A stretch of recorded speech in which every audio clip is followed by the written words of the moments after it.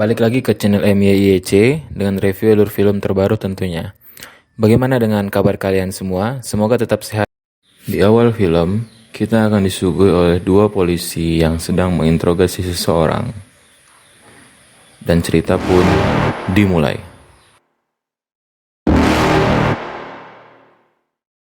Di film kali ini, kita akan diperlihatkan oleh seorang laki-laki yang cukup berumur, yang dimana ia bekerja di perusahaan milik ayah mertuanya, dan sekaligus menjadi ayah dari dua anaknya serta suami dari istrinya. Laki-laki tersebut bernama Hutch Mansell yang menjadi peran utama di film Nobody ini.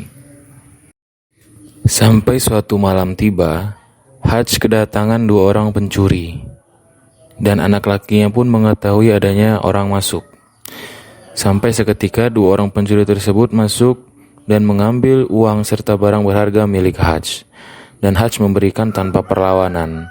Seketika itu anak lelakinya pun melompat dan menangkap salah satu pencuri tersebut. Dan sang ayah pun menyuruh anak lelakinya untuk melepaskan pencuri tersebut dan membiarkannya pergi. Setelah kejadian terjadi, pihak polisi mendatangi TKP rumah Hutch. Dan Hutch pun sangat kesal setelah melihat pencuri tersebut masuk menggunakan kotak pizza yang diganjel di pintu garasinya. Keesokan harinya, saat makan pagi bersama, nampak kekecewaan yang ada pada anak laki-lakinya Hutch karena Hutch tidak melakukan perlawanan saat malam itu, dan juga tampak keraguan oleh istri serta anak sulungnya tersebut. Dan bahkan sampai tetangga sebelah rumahnya pun sedikit mengejek tentang kejadian semalam. Di sisi lain, saat Hutch bekerja di kantornya, kita diperlihatkan bahwa Hutch mempunyai radio misterius untuk berkomunikasi dengan teman lamanya. Dan dia pun menceritakan kejadian semalam yang terjadi di rumahnya.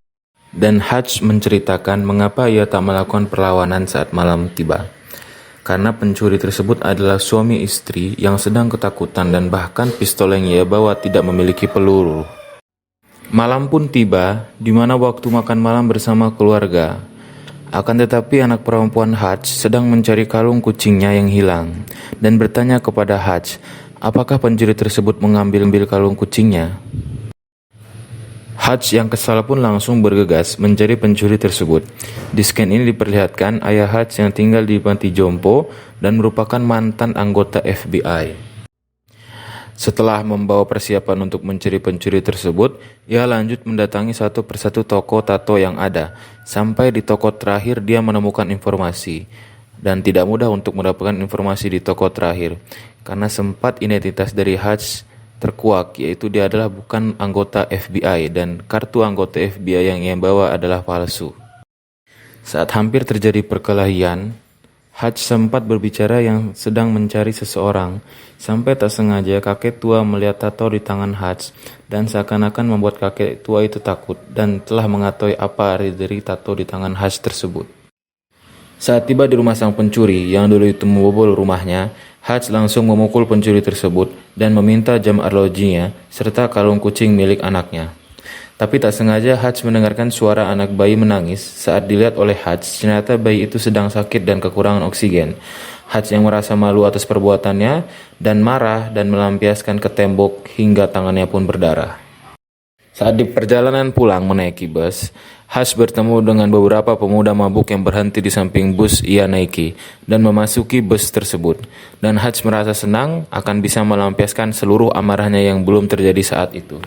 Dan Hutch pun meminta kepada sang supir perempuan untuk keluar dari bus untuk menyelesaikan masalah ini. Dan perkelahian pun terjadi di dalam bus antara 5 pemuda yang sedang mabuk dengan Hutch sendiri. Dan perkelahian pun dimenangkan oleh Hutch. Kita beralih ke scan yang lain. Kita diperlihatkan oleh seorang bapak tua yang sedang dugem dan dia bernama Julian. Julian adalah seorang mafia Rusia yang bertugas sebagai penjaga dan pengawas uang masuk dan dibuatnya oleh mafia Rusia.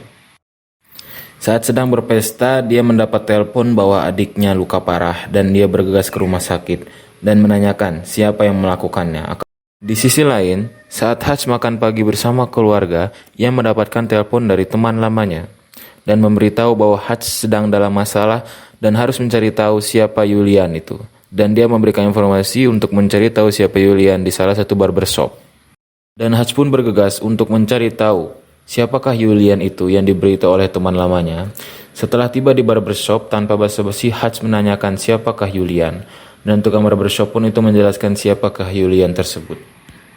Di lain tempat, Julian sedang mengancam anak buahnya karena tak kunjung menemukan pelaku. Tapi anak buahnya mempunyai teman di Pentagon di bagian kearsipan untuk mencari tahu siapakah Hutch Mansell itu. Di cerita bersamaan, anak buah Julian yang mencari tahu siapakah Hutch Mansell tersebut langsung mengundurkan diri setelah mengetahui identitasnya dan memberikan semua informasi kepada Julian tanpa meminta sepeser pun uang. Di malam hari, keluarga Hutch sedang makan malam bersama.